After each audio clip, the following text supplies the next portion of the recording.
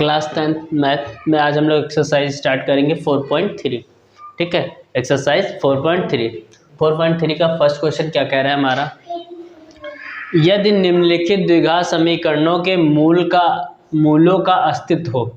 जो हमें समीकरण इसमें दिए गए हैं उनका अगर अस्तित्व है, ठीक है, तो इन्हें पूर्ण वर्ग बनाने की विधि द्वारा हल कीजिए। ठीक है, किस विधि द्वारा करना है? पूर्ण वर्ग विधि द्वारा। पिछले एक्सरसाइज में हमने गुणनखंड विधि द्वारा आंसर निकाले थे, मूल निकाले थे। ठीक है, मूल का मतलब होता है x के मान।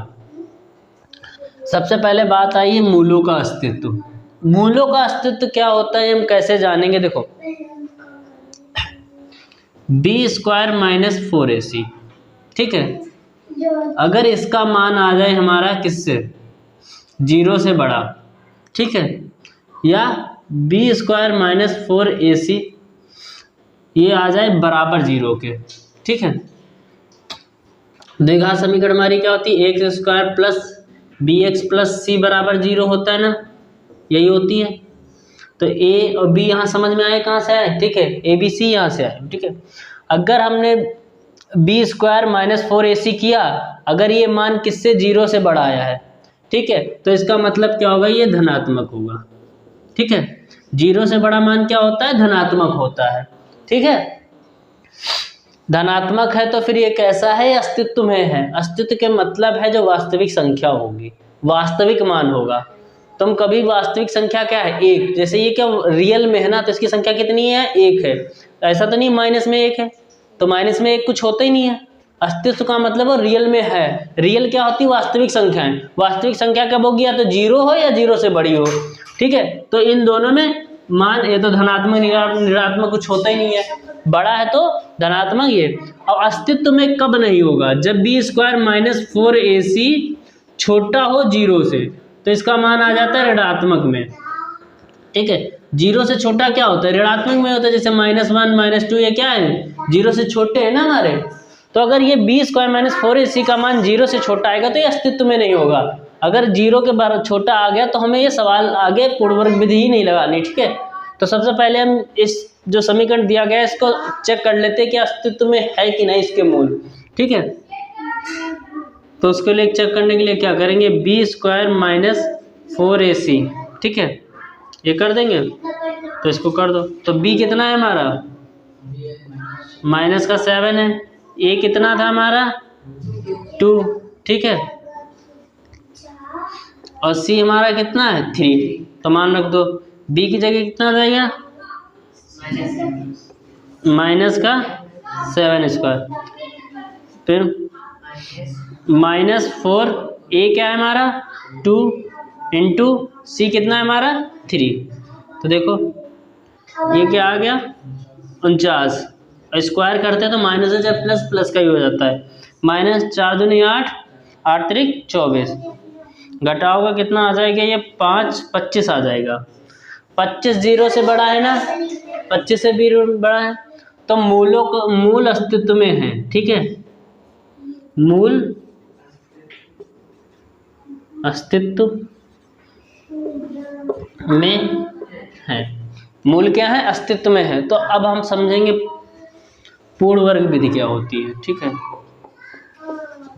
पूर्ण वर्ग विधि देखो, बहुत ध्यान पूर्वक समझना। ठीक है, समीकरण हमारा क्या है? 2x² - 7x + 3 = 0। पूर्ण वर्ग की विधि का मतलब होता है हमको समीकरण को a + b की सरसमीका में लाना होता है। a + b का होल स्क्वायर है a - b का ये, ठीक है, 2ab a² + b² - 2ab। ठीक है, हमको इस तरह लिखना है और फिर ये हमारे ऐसे हो जाएंगे, तो ये हमारा पूर्ण वर्ग बन गया। ठीक है, क्या बोलते हैं? a - b का होल स्क्वायर। होल का मतलब पूर्ण वर्ग। ठीक है, पूर्ण वर्ग होता है। हमको इक्वेशन को इस तरीके का बनाना है। देखो कैसे बनाते हैं, ध्यानपूर्वक समझना। पूर्ण वर्ग संख्या क्या होती है समझ लो। पूर्ण संख्या क्या होगी? पूर्ण वर्ग संख्या देखो, जैसे क्या हमारा 1, ठीक है, 4, 9, 16 ये क्या है? पूर्ण वर्ग संख्या है, क्योंकि ये किसका है? एक का स्क्वायर, ये किसका है? 2 का स्क्वायर, ये किसका है? 3 का है, ये किसका? 4 का। ऐसे हमारा होगा 25, ये किसका होगा? 5 का स्क्वायर। अगर हम बात करें 17 की तो क्या है? नहीं है ना। 15 है? नहीं है ना। तो ये पूर्ण संख्या नहीं है। तो हम देखेंगे क्या ये जो पूर्ण वर्ग संख्या है ये है मान a की वैल्यू चेक करेंगे। क्या ये 1, 4, 9, 16, 25 पूर्ण वर्ग संख्या है कि नहीं है? 2 पूर्ण वर्ग संख्या होता है? नहीं होता है। तो जो मान यहाँ लिखा हो उसी से पूरी समीकरण को क्या करो, दो उतने ही नंबर से क्या कर देना है? भाग कर देना है। अगर यहाँ पास पूर्ण वर्ग संख्या होती तो हम भाग नहीं करते, नहीं थी तो जो नंबर है उसी से हम क्या करेंगे? भाग कर देंगे। ये कट गया, अब कुछ कटेगा? नहीं कटेगा। तो ये क्या हो जाएगा? x² माइनस 7x प्लस 7/2, ठीक है, 7/2 x प्लस 3/2 बराबर 0। ये तो 0 हो जाएगा। ये बात समझ में आ गई? अब देखो इसके गुणांक ये क्या है? ये जो आता है ये, ठीक है, ये क्या है हमारा? a, ठीक है, ये हमारा क्या है? a का मान कितना है? x, ठीक है। देखो और ये क्या लिखा है? ये लिखा है 2ab। क्या लिखा है? 2ab लिखा है, ठीक है। क्या लिखा है? a है x और ये कितना लिखा होता है? ये 2ab लिखा हुआ है, ठीक है। देखो हमको चाहिए a चाहिए b चाहिए, हमारे पास क्या है? a है लेकिन b नहीं है, तो b हम पहले निकाल लेते हैं। तो 2a का मान कितना है? x, b बराबर 7/2/x। x से x कैंसिल, ये 2 इसके अपॉन में जाएगा तो ये 7/4 हो जाएगा। समझ में आया इतना? हमको ए बी की ज़रूरत क्यों पड़ रही है? क्योंकि हमको ए बी पता होगा तभी तो ये पूर्ण वर्ग लिख पाएंगे। हमें ए क्या है? ये हमारा x² जो इसमें x हमारा जो गुणांक है वो हमारा क्या है? a, और जो उसके बाद ये x के गुणांक में लिखा होता है वो हमारा क्या है? b। अगर ये मान लो इधर लिखा होता तब भी यही 2ab होता, ठीक है, ना कि ये जिसके गुणांक में क्या हो, जिसके गुणे में x हो वो क्या होगा? हमारा 2ab। अच्छा a का मान कितना था? x, तो ये 2ab बराबर 7/2 है, 2 अपॉन में चला जाएगा तो 4 हो जाएगा, 2 2 जा 4, तो b का मान कितना आ गया? 7/4। अब इसका क्या करके? वर्ग करके जोड़ने और घटाने पे, ठीक है। क्या कर दो इसको? जोड़ने और वर्ग करके जोड़ने और घटाने पे b²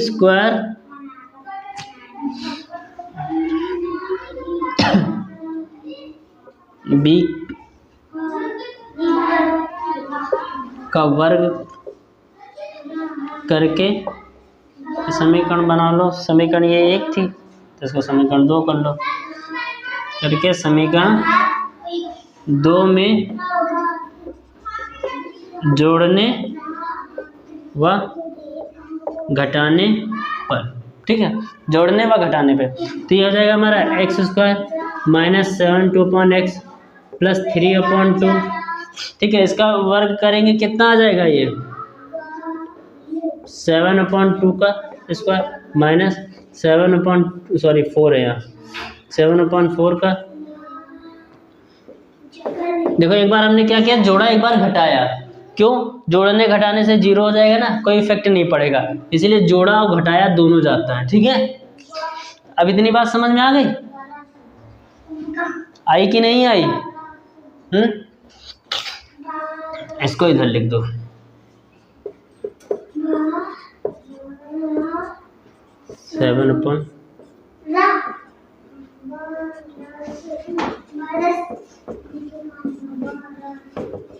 ठीक। अब इतनी बात को समझना देखो, ठीक है। हमारा ये क्या है? a, ठीक है, ये हमारा क्या है? a, ये हमारा क्या है? b, ठीक है। अब देखो यहाँ क्या है? माइनस, तो ये किसका होगा? इसका, ठीक है। अब देखो तुम्हें ये दिख नहीं रहा होगा, ये लिखा हुआ है, देखो a² लिखा है प्लस b² लिखा है माइनस 2ab, 2ab कैसे लिखा है, इसको लिख लो 2 7/b, यही तो है x, 2 से ये 2 कट जाएगा, 7/2 इंटू एक्स आएगा, लिखा है ये 2ab। तो हमारा ये लिखा हुआ है कि नहीं, a square plus B square minus 2ab लिखा है ना, तो इसको हम ये लिख सकते हैं a माइनस बी का होल स्क्वायर। तो a हमारा क्या है x और b हमारा क्या है 7/2, सॉरी 7/4, 7/4 है, ये हो गया, इतनी बात समझ में आई। प्लस 3/2 माइनस 7/4 का होल स्क्वायर बराबर 0, इतना समझ में आ गया, ये पूर्ण वर्ग बन गया। ठीक है, अब इसको क्या करो, इधर भेज दो। ठीक है,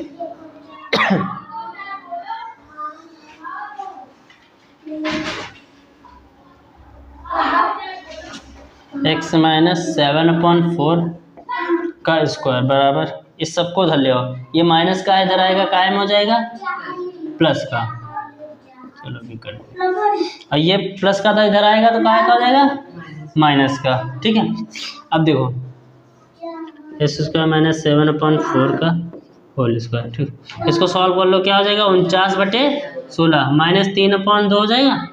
ठीक है, अब इसको सॉल्व कर लो पूरा,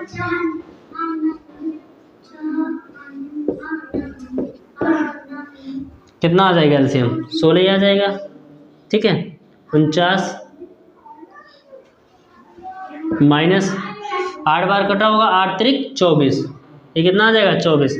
तो x माइनस 7/4 का स्क्वायर, ठीक है, होल स्क्वायर, ये कट के आ जाएगा 25/16।